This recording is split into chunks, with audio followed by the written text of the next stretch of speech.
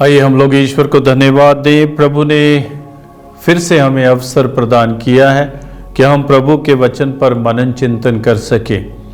40 काल के दौरान हमें बोला गया है कि हम प्रार्थना करें, पश्चाताप करें, दान पुण्य करें, प्रभु के साथ जुड़े रहें, प्रभु में पूर्ण विश्वास करें और प्रभु से कभी भी अलग ना हो जाएं। और ये जो काल है हमें इसलिए दिया गया है ताकि हम अपने आप को प्रभु की कृपा से, प्रभु की आत्मा से शुद्ध कर सकें।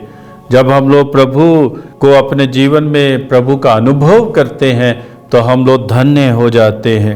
आइए थोड़ी देर अपनी आंखों को बंद करें और प्रभु के शब्दों पर मनन चिंतन करते हुए प्रार्थना करें कि प्रभु हमें हमेशा अपनी कृपा से भरपूर रखे। धन्य है मेरी आत्मा जिसने तुझको है पाया, पाकर मिला है जीवन में मुझको शांति का दान।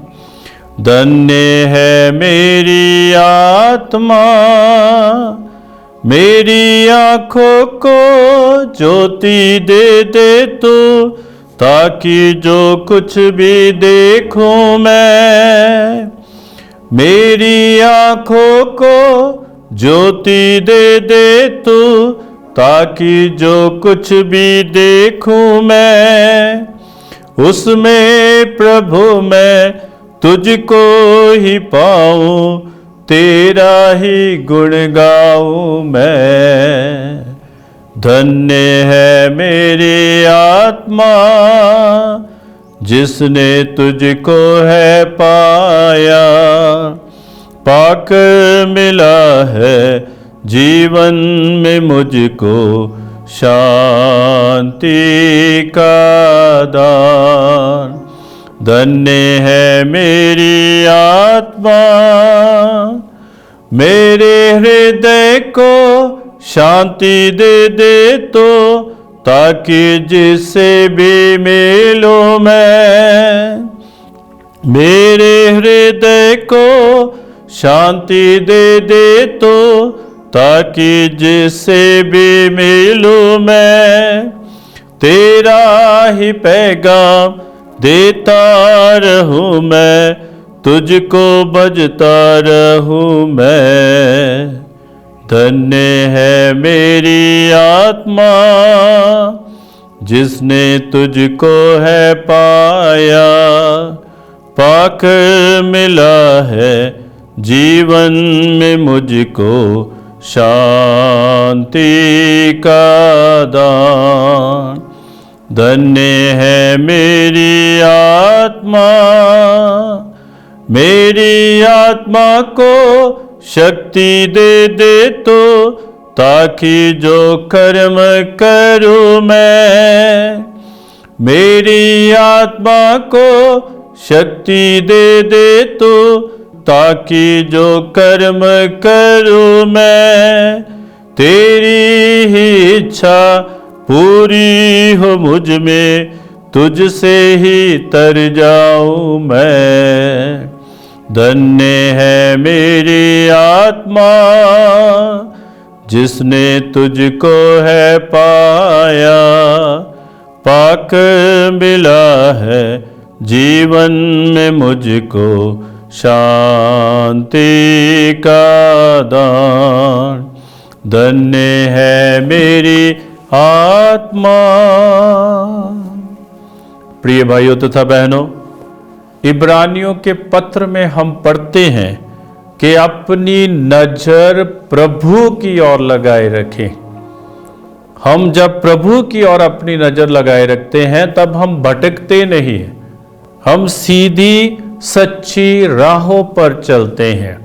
लेकिन जब हमारी नजर प्रभु से हट जाती है तो तब हम लोग प्रभु से दूर हो जाते हैं। हम आज के पाठ में पढ़ते हैं, गणना ग्रंथ से लिया गया है, 21 अध्याय 4 से 9 वाक्य।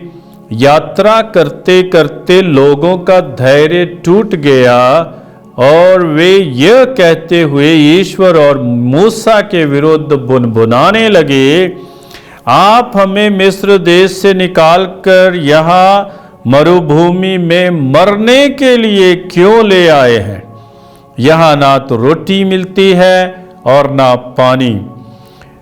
हम इस रूखी सूखी भोजन से ऊब गए हैं। प्रभु ने लोगों के बीच विषैले सांप भेजे और उनके दंश से बहुत से इस्राएली मर गए। तब लोग मूसा के पास आए और बोले, हमने पाप किया, हम प्रभु के विरुद्ध और आपके विरुद्ध बुनबुनाए। प्रभु से प्रार्थना कीजिए कि वह हमारे बीच में से सांपों को हटा दे। मूसा ने जनता के लिए प्रभु से प्रार्थना की और प्रभु ने मूसा से कहा, कांसे का सांप बनवाओ और उसे डंडे पर लगाओ। जो सांप द्वारा काटा गया वह उसकी ओर दृष्टि डाले और वह अच्छा हो जाएगा। मूसा ने कांसे का सांप बनवाया और उसे डंडे पर लगा दिया। जब किसी को सांप काटता था तो वह कांसे के सांप की ओर दृष्टि डालकर अच्छा हो जाता था। प्रिय भाइयों तथा बहनों, जो कांसे का सांप है वह प्रभु यीशु मसीह का प्रतीक है, क्योंकि जब हम लोग प्रभु की ओर दृष्टि लगाते हैं तो हम बचाए जाते हैं। हम देखते हैं कि जब प्रभु यीशु पानी के ऊपर चल रहे थे और पेतरुस ने देखा कि प्रभु ही हैं, और उन्होंने पूछा भी कि यदि आप प्रभु ही हैं जो पानी पर चल रहे हैं, मुझे भी आदेश दीजिए, मैं भी पानी पर चलूंगा। और प्रभु ने कहा, आ जाओ आ जाओ। और पेतरुस पानी के ऊपर चलने लगा, लेकिन जब तक उसकी दृष्टि प्रभु की ओर लगी हुई थी तो वो चल रहा था। लेकिन जैसे ही उसकी दृष्टि प्रभु से हट गई तो वो डूबने लगा।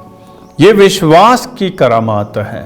जब हम प्रभु में पूर्ण विश्वास करते हैं हम डूबेंगे नहीं, लेकिन हम लोग प्रभु की ओर बढ़ते जाएंगे। इसलिए हमें प्रभु की ओर अपनी दृष्टि लगाकर रखना है, इधर उधर दृष्टि नहीं लगाना है। मान लीजिए आप सड़क पर जा रहे हैं, गाड़ी में जा रहे हैं, गाड़ी चला रहे, तो आप दाएं बाएं देखते रहेंगे तो दुर्घटनाएं होने की संभावना है।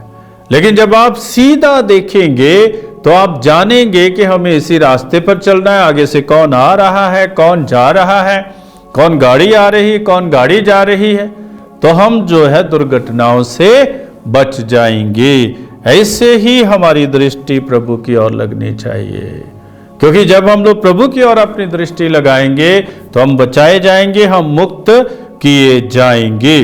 और हम लोग सुसमाचार में भी पढ़ते हैं, जब तुम लोग मानव पुत्र को ऊपर उठाओगे तो ये जान जाओगे कि मैं वही हूँ और मैं अपनी ओर से कुछ नहीं करता, मैं जो कुछ करता हूँ वैसे ही, जो कुछ कहता हूँ वैसे ही कहता हूँ जैसे पिता ने मुझे सिखाया है। जिसने मुझको भेजा है वह मेरे साथ है, उसने मुझे अकेला नहीं छोड़ा, क्योंकि मैं सदा वही करता हूं जो उसे अच्छा लगता है। तो हम भी वही करें जो प्रभु को अच्छा लगता है। प्रभु यीशु ने पिता ईश्वर को हमेशा अपने साथ पाया कि पिता ईश्वर मेरे साथ है, वो हमेशा मेरे साथ है, उसने कभी भी मुझे अकेला नहीं छोड़ा। जब हम लोग प्रभु की ओर अपनी दृष्टि लगाते हैं तो प्रभु हमारे साथ रहते हैं। और क्यों ना दृष्टि लगाएं, हमें बताया भी गया है, प्रभु ने स्वयं कहा है कि मैं दुनिया के अंत तक तुम्हारे साथ हूं। और जब प्रभु हमारे साथ है हमें डरने की आवश्यकता नहीं, घबराने की आवश्यकता नहीं। इसका ये मतलब नहीं कि बीमारियां नहीं आएंगी, इसका ये भी मतलब नहीं कि परेशानियां नहीं आएंगी, इसका ये भी मतलब नहीं कि दुर्घटनाएं नहीं घटेंगी। लेकिन इसका अर्थ ये है कि जब प्रभु हमारे साथ है तो हम घबराते नहीं है, किसी भी दुख या सुख से हम लोग गुजर जाते हैं और अच्छे तरीके से गुजर जाते हैं, क्योंकि प्रभु हमारे साथ है। दुख में भी और सुख में भी प्रभु हमारे साथ है, क्योंकि हमें हमेशा प्रभु की ओर अपनी आंखें लगानी चाहिए। कुछ दिन पहले मैंने एक बात लिखी कि यदि हम प्रभु से खुशी को खुशी से स्वीकार करते हैं तो हम प्रभु से दुख को खुशी से स्वीकार क्यों ना करें। जैसे हम लोग खुशी से आनंदित हो जाते हैं, हम स्वीकार करते हैं, दुख को भी प्रभु से खुशी से हम लोग स्वीकार करें, क्योंकि जैसे हमारे मन में खुशी है वैसे ही हमारे मन में दुख है, और सदा के लिए दोनों नहीं, ना खुशी सदा के लिए है ना दुख सदा के लिए।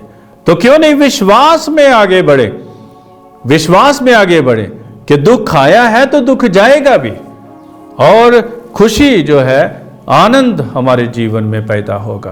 तो इसलिए हमें प्रभु पर अपनी दृष्टि लगाए रखें, क्योंकि जब हम प्रभु पर अपनी दृष्टि लगाए रखेंगे तो हमारा जीवन धन्य हो जाएगा, हमारी आत्मा प्रभु में पुलकित हो जाएगी, हमारी आत्मा प्रभु में प्रफुल्लित हो जाएगी, हमारी आत्मा प्रभु में अपने आप को एक महसूस करेगी जब हम लोग प्रभु के वचन पर अपनी दृष्टि लगाते हैं।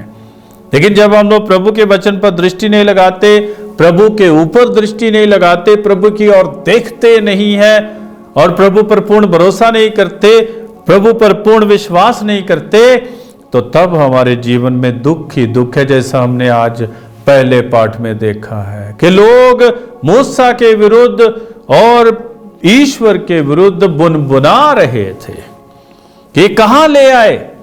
वे भूल गए कि वे गुलामी में जीते थे, मिस्र देश में गुलामी में जीते थे। वे भूल गए कि प्रभु ने उन्हें अपने दाहिने हाथ के सामर्थ्य से वहां से निकाला है। वे भूल गए कि प्रभु उनके साथ साथ चला। वे भूल गए कि प्रभु रात को प्रकाश का स्तंभ बनकर, खंबा बनकर, और दिन को अंधकार का, छाया का खंबा बनकर उनके साथ चलते। वे भूल गए कि प्रभु ने उन्हें इतना प्रेम किया है, उनको खाने की पड़ी हुई है। हम इस रूखी सूखी भोजन से ऊब गए हैं, लेकिन जो मुक्ति उन्हें मिल रही है उसे वे देखने में असमर्थ हैं। तो हमें वो देखना है, हमें ये नहीं देखना हम क्या खाते हैं क्या पीते हैं, हमें ये देखना है कि हम अपने आप को मुक्ति के लिए तैयार कर रहे हैं या नहीं। और लोग जो है मर गए क्योंकि उनको सांपों ने काटा, और फिर लोग घबरा गए कि क्योंकि हम ईश्वर के विरुद्ध बुनबुनाए, इसलिए ये आफत हमारे जीवन में आ गई है, इसलिए ये संकट हमारे जीवन में आ गया है। और तभी मूसा के पास लोग आए, प्रार्थना करें, प्रभु से प्रार्थना करें। हम भी जब संकट छाते हैं, दुर्घटनाएं होती हैं, विश्वास के साथ प्रभु के चरणों में हम प्रार्थना करें, क्योंकि जब हम प्रार्थना करते हैं हम प्रभु के साथ जुड़ते हैं और प्रभु के साथ साथ आगे बढ़ते हैं, प्रभु के साथ साथ चलते हैं। बहुत पहले मैंने एक कहानी पढ़ी थी कि समुद्र के किनारे एक व्यक्ति चला करता था और देखते थे कि उनके साथ ईश्वर भी चलता था, और जब भी वो चलते थे खुश होते थे, आनंदित होते थे, तो वो देखता था कि उसमें 4 पैरों के निशान होते थे। लेकिन उसने देखा कि जब वह बीमार होता है, दुखी होता है, परेशान होता है, समस्या में होता है, तो रेत पर केवल 2 ही पैरों के निशान होते थे। वो घबरा गया कि जब मैं बीमार होता हूँ, रोगी होता हूँ, दुखी होता हूँ, परेशान होता हूँ, तो ईश्वर तो मुझे छोड़ देते हैं। और उसने ईश्वर से प्रश्न किया कि आप मुझे दुख के समय क्यों छोड़ देते हैं, बीमारी के समय क्यों छोड़ देते हैं। तब ईश्वर ने कहा कि तुम्हें गलत फहमी है, जो 2 पैरों के निशान देखते हो वो तेरे नहीं, वो मेरे हैं। जब तू दुखित होता है, जब तू परेशान होता है, जब तू बीमार होता है, मैं तुम्हें अपने कंधों पर उठाकर चलता हूं। जब हम ईश्वर की और अपनी दृष्टि फैलाते हैं, ईश्वर हमें अपने कंधों पर उठाते हैं और प्रेम से, करुणा से उठाते हैं। ईश्वर हमें बचाते हैं, मुक्त करते हैं। इसलिए हम प्रभु से दूर ना हो जाएं, लेकिन अपनी दृष्टि प्रभु की ओर लगा कर रखें, ताकि भटक ना जाए, लेकिन सही मार्ग पर चलते रहें। पिता और पुत्र और पवित्र आत्मा के नाम पर आमीन।